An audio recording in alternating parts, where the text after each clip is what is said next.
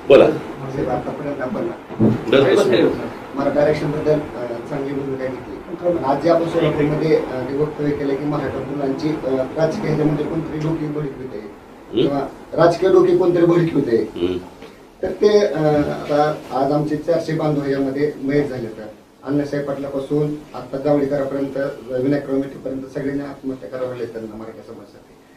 Sir कोण लोक भटकत नाही, आज समाज काय जगतोय ते आम्हाला अवस्थेत माहिती आहे, गरिबी काय असते ते आम्ही बघतोय.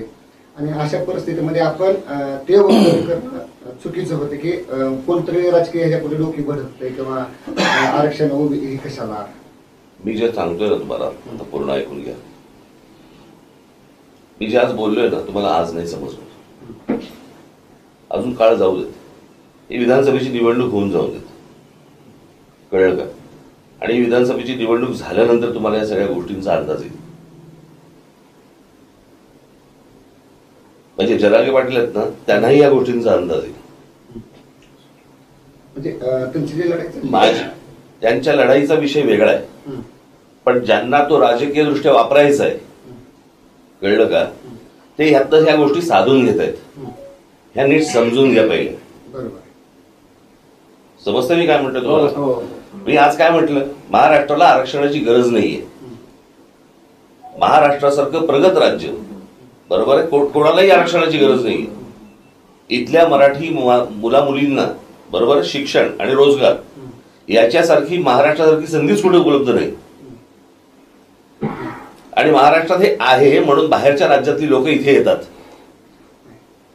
शेतकरी आत्महत्या करतोय. ऐका ना, आपण दोन वेगवेगळे विषय बोलतो, म्हणून मी सांगतो तुम्हाला. आता ह्या सगळ्या गोष्टींबद्दल तुम्हाला किती जणांनी आश्वासन दिली आतापर्यंत? मागे मोर्चे निघाले होते एकदा, बरोबर, साधारणपणे त्यावेळेला फडणवीस मुख्यमंत्री होते, बरोबर. काय झालं त्याचं पुढे? काय झालं त्याचं? एक्झॅक्टली. माझं हेच तुम्हाला सांगणं आहे, हे जे तुमच्या तोंडाला पानं पुसतायत आणि त्यांचा राजकीय स्वार्थ साधून घेत आहेत, यांच्यापासून सावध राहा.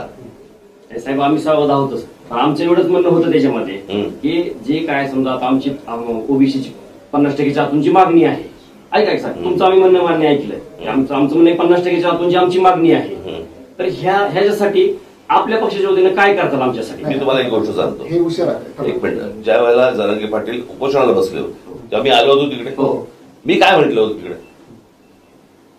तुम्ही जी मागणी करताय ही होणार नाही, हे लोक होऊ देणार नाहीत.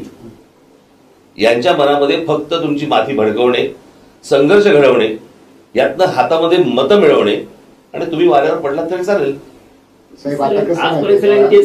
तेच करतायत. बाळाशिवाय दूध पाजत नाही, बरोबर आहे. तसं समाजाने कुठेतरी आता आक्रमक भूमिका घेतली. शिवाय मी तुम्हाला एक गोष्ट सांगतो, उद्या जर हे राज्य माझ्या हातात आलं, मी तुम्हाला सांगतो महाराष्ट्रात कोणालाही आरक्षणाची गरज लागणार नाही. आपली मराठी मुलं, आपल्या मराठी मुली, आपला शेतकरी, ह्याच्यावरती जो पैसा खर्च व्हायला पाहिजे ना, तो नको त्या लोकांवरती पैसा खर्च होतो या महाराष्ट्रात. हे जे सगळे पूल आणि ब्रिजेस जे बांधले जात आहेत ना, सगळ्या गोष्टी हे कोणासाठी बांधले जात आहेत? कोण लोकसंख्या वाढवत आहे इथे? जे पैसे तुमच्यावर खर्च व्हायला पाहिजेत, महाराष्ट्रात खर्च व्हायला पाहिजेत, ते फक्त शहरांमध्ये खर्च होत आहेत. हजारो कोटीचे टेंडर्स काढली जात आहेत, हजारो कोटीची, बरोबर. तो सगळा पैसा तिकडे जातोय का? कारण लोकसंख्या वाढली. आणि या लोकसंख्या वाढणीमध्ये सर्वात जास्त या शहरांवरती पैसा खर्च होतो, जो शेतकऱ्यांवरती व्हायला पाहिजे, जो आपल्या मराठी मुला मुलींवरती पैसा खर्च व्हायला पाहिजे, जो त्यांच्या शिक्षणावरती व्हायला पाहिजे, जो त्यांच्या आज इतक्या आस्थापना आहेत. मी तुम्हाला काढून दाखवतो, त्याच्यामध्ये काय लिहिलंय माहिती तुम्हाला? महाराष्ट्रीयन लोकांना आम्ही घेणार नाही म्हणून.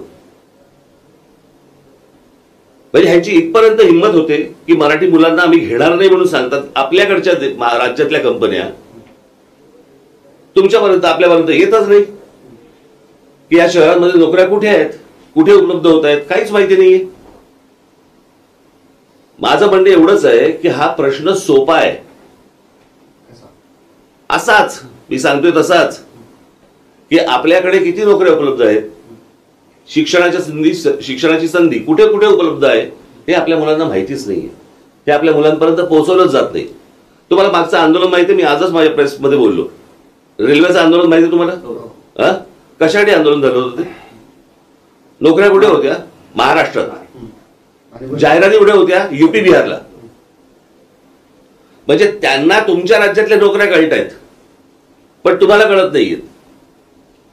आम्हाला कळतात, पण आमचा आरक्षणचा ओबीसी हा मुद्दा सगळ्यात महत्वाचा तिथून येतो. ओबीसी अरे बाळा, मी सांगतोय, मी तेच सांगतोय तुम्हाला, उद्या ओबीसी असू देत, दलित असू देत, मराठा असू देत, आपल्या कोणालाही आरक्षणाची गरज लागणार नाही महाराष्ट्रात. आजच्या परिस्थितीमध्ये मी तुम्हाला आजच्या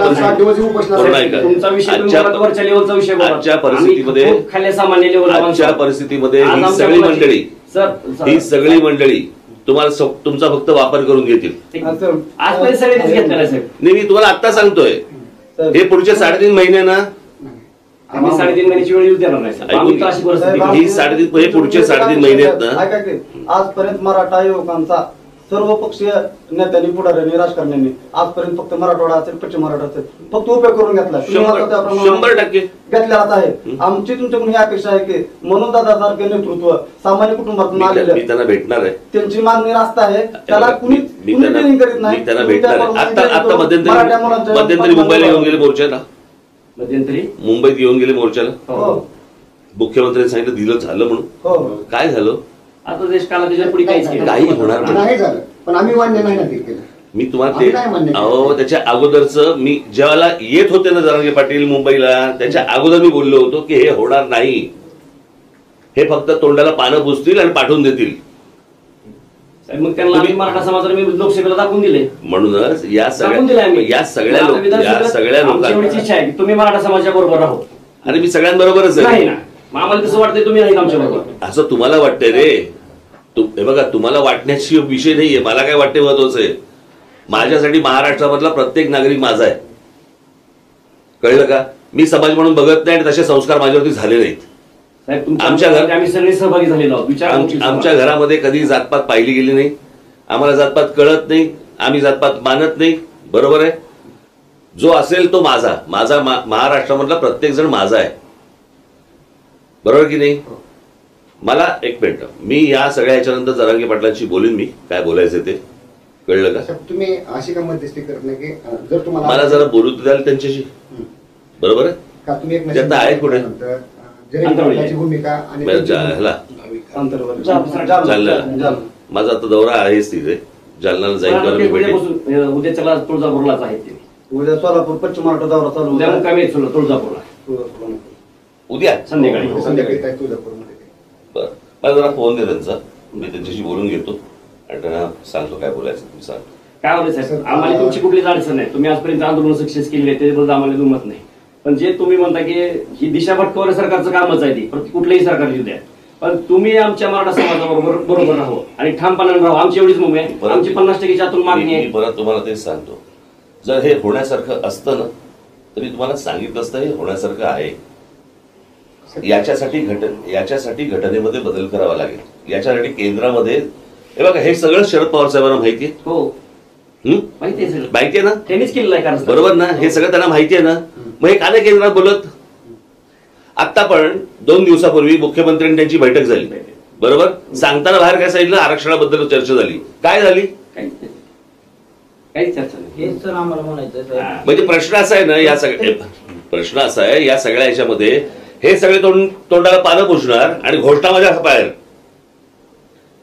आणि तुमचा एक दुसरा मुद्दा असा होता की इथं कोणतरी राजकीय डोके भडकवते किंवा हे आरक्षणचा कुणाला तर राजकीयाला फायदा होईल आणि तो झाला पण लोकसभेला. हे आमच्या लक्षात आल्यानंतर जरांगे पाटलांनी 28 ऑगस्टला 29 ऑगस्टला आमची भूमिका स्पष्ट करायचं ठरलंय.